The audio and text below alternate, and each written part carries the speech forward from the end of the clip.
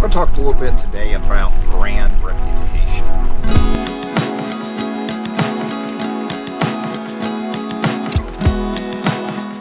Well, I went out to look at a bicycle this morning. Tammy and I are trying to get some different exercise into our routine, and as luck would have it, I'm too big for it.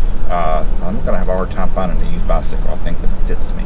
I'm like 6'5", and went to get on that thing and it felt like I was sitting on a tricycle or something.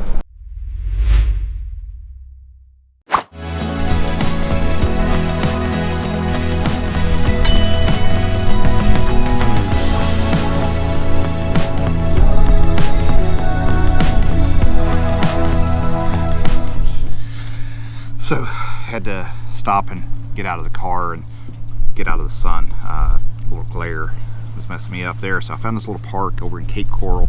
Don't know what the park's called, but it's right across the Cape Coral Bridge, facing the river, an amazing view. So again, when we talk about brand reputation, if you're in a small medium business, it's a lot about you and yourself and your own personal reputation as it relates to the business and your customers and what you're going to do for them. But when you get into a larger business, that becomes more about your products, less about you, unless you're also the face of the company, which get complicated. But for the most part, we talk about brand reputation of your products, how good they are, and what people think of them. Now, I think we've all had cases where we worry about things like competitors leaving negative reviews and attacking you and using fake accounts to leak false information or spread rumors about you. All of these things are things that have happened to me, by the way. And the best thing to do is to ignore them if you can, but there's a point where you might have to take some action or whatever. But, that's not what I'm talking about. I'm talking about true, verified brand reputation issues that can be caused by your products or your service, customer service, your ship times, whatever those things might be. And, when we had our company, one of the things that just really was a focus for us was customer service, fast shipping. And I ran a poll before we started our business. And I told my then business partner that I was going to run this poll and people would essentially lie about what they wanted. And he said, well, what do you mean? I don't understand. And I said, people are going to tell me they want low prices and free shipping, but what they really want is fast shipping and good customer service. And we weren't the cheapest online by far, but we were what I consider to be the best. We really were the best at what we did. And we proved it. We proved it over 1 million times in the 4 years I was there. On 4 days shy of our actual anniversary of launch of shipping vinyl products, we celebrated our 1 millionth order. Coincidentally, on the same day, we were named the fastest growing company in Louisville, Kentucky. And we grew from just a little over 3 years to over a $22 million a year business. We actually had 3 businesses, so we were doing way more than that even. So, that's why I base so much on brand reputation. Now, what got me really thinking about this the other day was I mentioned recently that I switched back from my iPhone to my Android phone, which is a OnePlus phone, and started thinking about the different phones I've had through the years and what I liked and didn't like about them. That led me to think about the quality of the products then and now. And, I'm going to throw a little weird one in here, and that is seeing people talk on TikTok about different power tools. And I have a couple sets of Milwaukee Magnum cordless power tools, the M18 line, cordless screwdriver, cordless drill, and recently bought a reciprocating saw. And those things are just amazing. And before that, I was a DeWalt guy. I liked DeWalt tools. Before that, I had a Black & Decker cordless drill that I loved. And then it seemed like every brand that I bought was better than the previous one.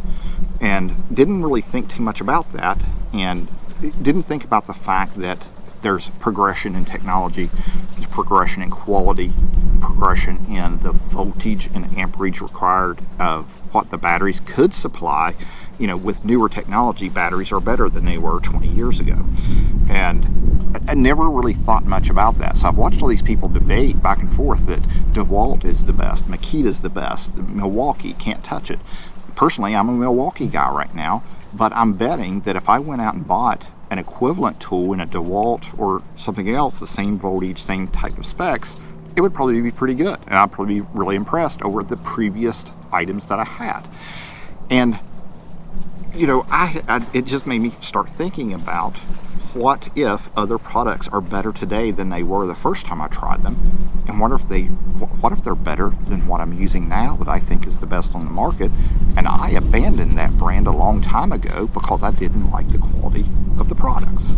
Now I'll give you another example, and that is with a cell phone. Going back to my cell phone, it's a OnePlus. I have a OnePlus 7 Pro, I think it is, and I love the phone. It's 2.5 years old, something like that.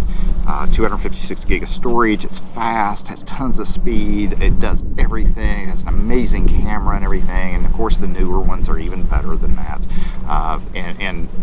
What got me to go down that path of different brands of Android phones was when we first started out, we were using Samsung phones. And I'm talking about 10, 11, 12 years ago, after the first iPhone debacle, when I abandoned the Apple products to begin with. Now at that time, by far, Samsung had the best looking devices. They were slick, they were thin, they had larger screens. They were the first that came out with the AMOLED, or whatever they call it, screens, I think.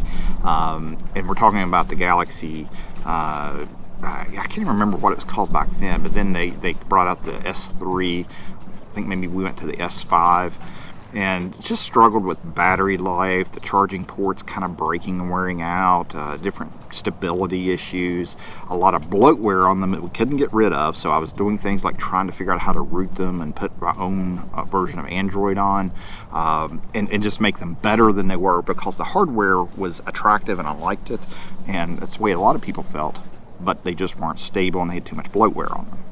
Now, bloatware is that software that somebody like AT&T or the carrier puts on that you can't get rid of. And so one time when it came time to get a new phone or get a different phone, because I was having problems, I decided to try a bigger phone. I thought, well, I wonder how I would like it if I had a larger format screen. So I picked up, because it was cheap, a ZTE phone. I don't even remember what model it was or anything, but it was a large screen, large format phone. And I learned that, one, I like the little bit larger screen.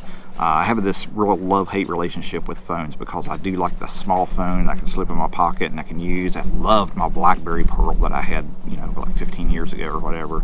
But now, I like, 52 years old, so I like that bigger screen to look at and use. And the phones are purposed differently today than they were 15 years ago, so we have a lot more functionality, more like a computer than we did then. And I just simply, beyond liking the larger screen, the phone worked better. I had a couple of other brands, different model phones, and they all seem to work better than the Samsung. They might not quite as been as pretty and thin and lightweight, but the batteries lasted longer. They were more stable, which was very important to me. And I learned that there were other things out in the world that I might want to try. So over time, I go through a couple of different devices, and then I start seeing people who are running ads on Facebook Marketplace to sell their existing phones, like iPhones, and a lot of them would say they would trade it for a OnePlus phone. So I did a little research on that brand, bought one, and it was amazing. And I've learned that those phones were just absolutely amazing, and performance, stability, everything was just an incredible experience when it came to the OnePlus phone over the Samsungs and all the other brands that I had tried. So then a couple of weeks ago, I had breakfast. I met up with Alex Cato, Melody Lane's son. So if you know who Melody Lane was, with Cricket, she was a Cricket affiliate, and she was an amazing person that did a lot of education for Cricket users out there and a lot of support. And unfortunately, she passed away from complications from COVID. And met up with Alex. He was down in my neighborhood in South Florida, and I messaged him. We met up for breakfast and got to meet in person, and just had a great conversation that morning. And he was using a Samsung. I think he might have had an S20, if I'm not mistaken. It might have been an S22, but it was one of those newer ones. They have something like crazy, like a 100x optical zoom lens, which is just phenomenal. I asked him how he liked it. He said it works great. He loves the phone and everything. I keep seeing people post online that they love it. And And then I messaged my son, who is a big YouTuber, and I said, do you still use your OnePlus phone? And he had bought the same one as I bought years ago, the very first one. And he said, no, I switched to a Samsung, and that's what I've been using ever since then. And he said it was amazing. And I started to think about that, and I thought, you know, I had a really bad experience in the beginning, and I switched, and I had no intention of ever considering Samsung phones again, and now I am. So what does that say about what the brand reputation did to their business? They might have had my business 5 or 6 years ago if the devices are that good a quality. So then that led me down the path of thinking about other brands like the cordless drills and the tools that I'd been seeing all this talk about on TikTok about which ones were the best, and I started thinking about which ones I've used, and it just kind of all tied together. Started thinking about brand reputation and how that can lead to lost business down the road.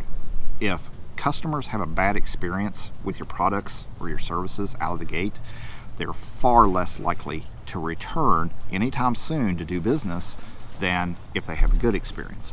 And that was especially true in the line of business we had, because once people found a good vinyl vendor and a good supplier for the crafting items that they wanted, then they generally didn't go anywhere. They stayed where they were happy, they just loved what they had, and they didn't want to go anywhere. And that, I think that holds true for a lot of businesses and a lot of products, especially products when you're repeat customers and you're buying things over and over from the same place. And I think most people would probably agree with me that if you have a bad experience out of the gate, you're far less likely to return ever, if at all. And if you have a good experience and then maybe you have one bad experience, a lot of people will be, they'll write someone off immediately and not do business with them. But at some point people think, well, maybe I should give them another chance. Maybe it was just a bad day or a bad product or whatever. But if you have a bad experience out of the gate, far less likely to ever get that customer to come back and use your products or services, as opposed to someone who has a good experience out of the gate, and then they will continue to remember what service you provided, how good your products were, and all those things. So when it comes to brand reputation, making sure that your services and your products are what the customer expects, especially things that are within your control, because when things are in your control and someone's not happy with it and they know that you could change it, that leaves a much more sour taste in their mouth. So brand reputation, make good stuff, sell good stuff, provide good services, you really can't go wrong.